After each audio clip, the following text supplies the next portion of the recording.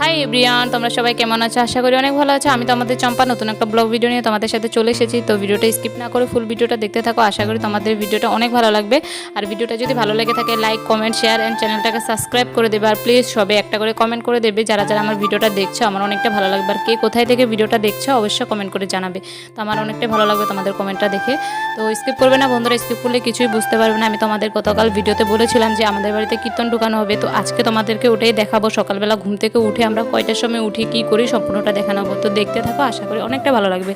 এই যে দেখতে পারছো সকালবেলা উঠে পড়েছিলাম, জানোই আজকে আমাদের বাড়িতে কীর্তনের পার্টিগুলি আসবে। তো তার জন্য মা বলেছিল জলদি ওঠার জন্য। তো আমরা সবে মিলে এখন কয়টা বাজে, 2:30 বাজে।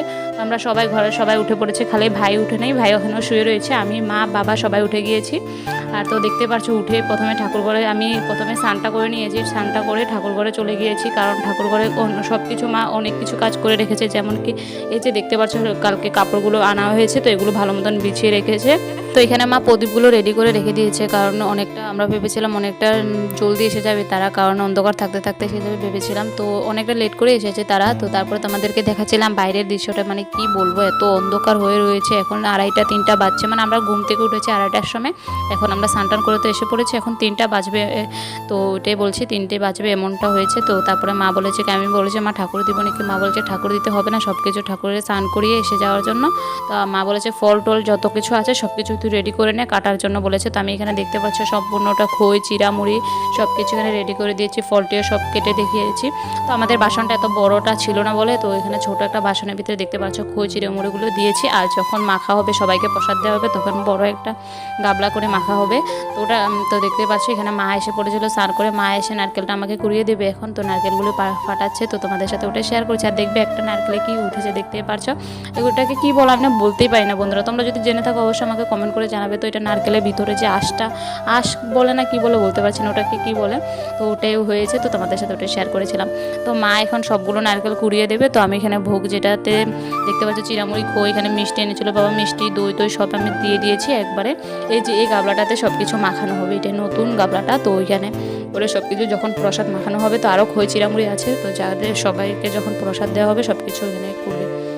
তো দেখতে পারছি এখানে বাবা বসে পড়েছে ঠাকুর ঘরে, স্নান করে এসে পড়েছিল বাবাও ঠাকুর ঘরে, এখানে কিছু করছে, তিলক লাগাচ্ছিল। তো আমি এখানে ঘরে এসে একটুটা বসেছিলাম, কারণ আমি ঘরটা ভালো মতন গুছিয়ে রেখেছি, কারণ মানুষজন আসবে, তোমরা যে জানতে পারো একজন মানুষজন আসলে ঘর দুয়ার একটু গুছিয়ে রাখা দরকার। তো তার জন্য গুছিয়ে রেখেছি। আর এখানে দেখো কি কাণ্ডটা হয়ে গেছে, মানে বলে বোঝাতে পারবো না আমার, মানে অল্পর জন্য যে মনটা কেমন হয়ে গিয়েছে তোমরা দেখলে বুঝবে। দেখতে পাচ্ছ আমি একটু ঘরে এসে ড্রেসটা পাল্টাচ্ছিলাম, আর এখানে দেখতে পাচ্ছি আমি হঠাৎ আমার নাকের দিকে ধ্যান পড়েছিল, দেখছি কি আমার নাকের নেই। তো গত বছর বলছি 3-4 বছর আগে আমি এরকম একটা সোনার নাকের হারিয়ে ফেলেছিলাম।